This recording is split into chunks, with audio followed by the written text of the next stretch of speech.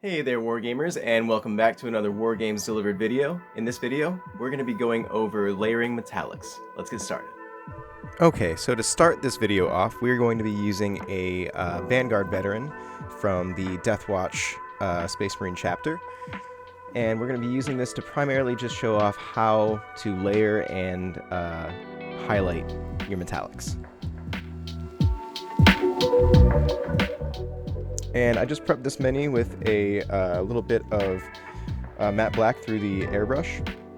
And we're going to start with the gunmetal here. We're going to use this over the entirety of the left arm of the veteran here. And keep in mind, it's okay to leave a little bit of the black peeking through in the shadows. This will make for good shadows later on. And like with normal acrylics, we're going to want to use 2 to 3 thin coats on the arm here.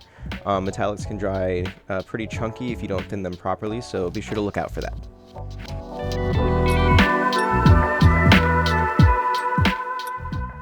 And it's really easy to tell with metallics if you have an uneven coat or uneven coverage, so just be sure to keep an eye out for that. It can be easily fixed. Just go ahead and grab a little bit more paint, add it to the area, and move it around, and you should be fine. And you can use these steps with any of the metallic colors. I just figured this would be a good and simple example to show.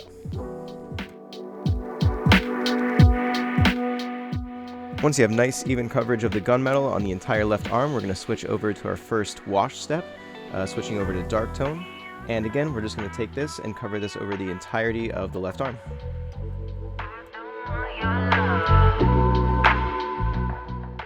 For this step, I switched over to the monster brush just because it's a little bit bigger. It can cover a little bit more ground faster with it. And with all wash steps, just be sure to avoid pooling in any raised areas that wouldn't have shadows. And after I put the wash down, I typically go in with a dry brush and just kind of clean up any areas that I think don't need wash or don't need that much shadow. And even on these smaller areas, always be sure to give your wash about 30 to 45 minutes at the very least to dry. Typically an hour is what I shoot for, but you know, sometimes patience is not a thing we all have.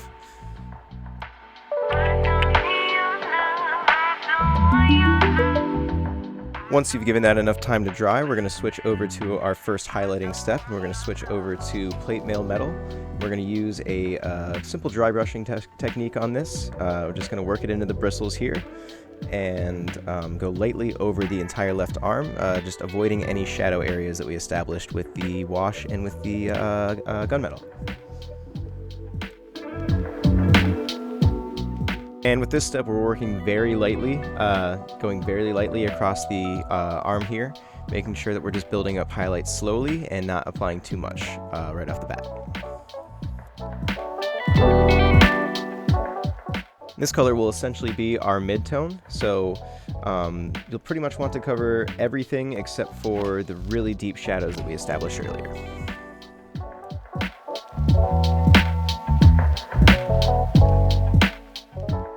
Once you're happy with the highlights you've established on this step, we're going to switch over to our next wash step.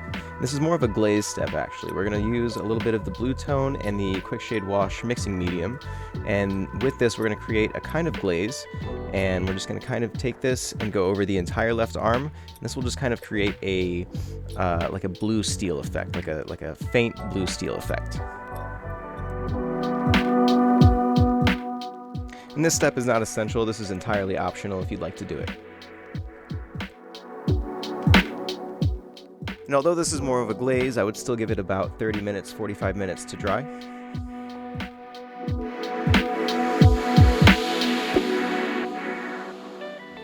And once that's dry, we're going to switch back over to our plate mail metal dry brush effect. And we're going to do this a little bit lighter over the entire arm once again. And here we really want to keep the blue that we established in the previous step intact, so just try to go very lightly with the plate mail metal and leave that poking through.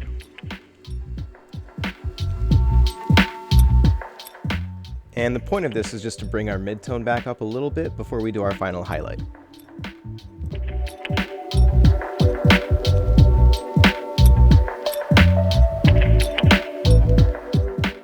Once you're finished with your results there, we're going to switch over to our final highlight on the silver, and that's going to be shining silver.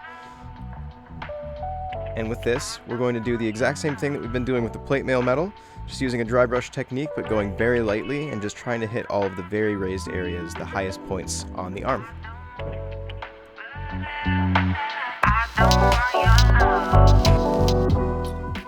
And again, with this step, just be very light, build highlights very slowly, and you will get the kind of desired effect that you're looking for.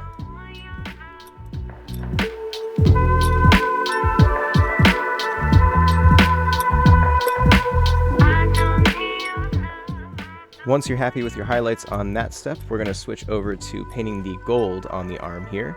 And to start off, we're going to use Greedy Gold, and this is going to be our primary base coat for all of the gold bits on the model here. And try to be careful around the silver bits that we've already done. If you do end up making a mistake, the best way to fix this is take the mid-tone, the plate mail metal, and just go over it as soon as the Greedy Gold has dried.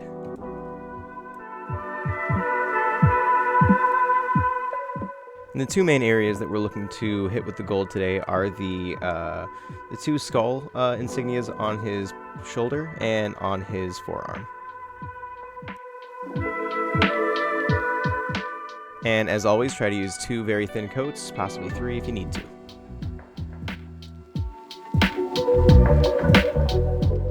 And with these small details, always take your time. Don't feel rushed to get through something small like this. It's always easier to make mistakes when you're trying to go fast, so take your time, be patient, and you will get awesome results.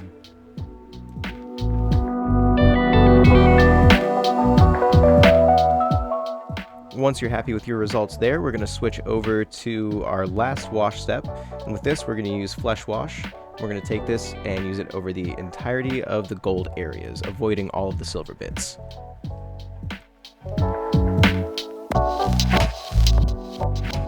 As with all of our wash steps, go ahead and give this a good amount of time to dry. And if you have any pull up and dry on the silver areas, just feel free to go in with the plate mail and cover those up.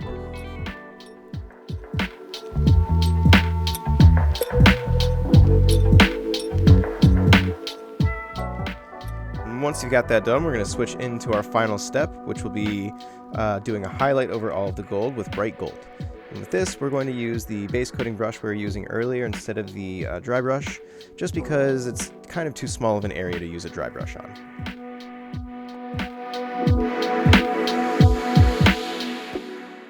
And this paint is pretty thin, so always give it about 3 to 4 thin coats actually to really build good highlights on it. And as always, try to be careful in avoiding the recessed shadows that we established earlier.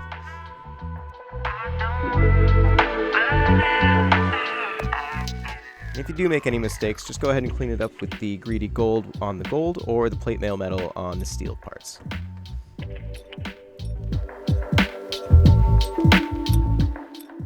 Go ahead and give that a good amount of time to dry, apply a varnish, and you are all set.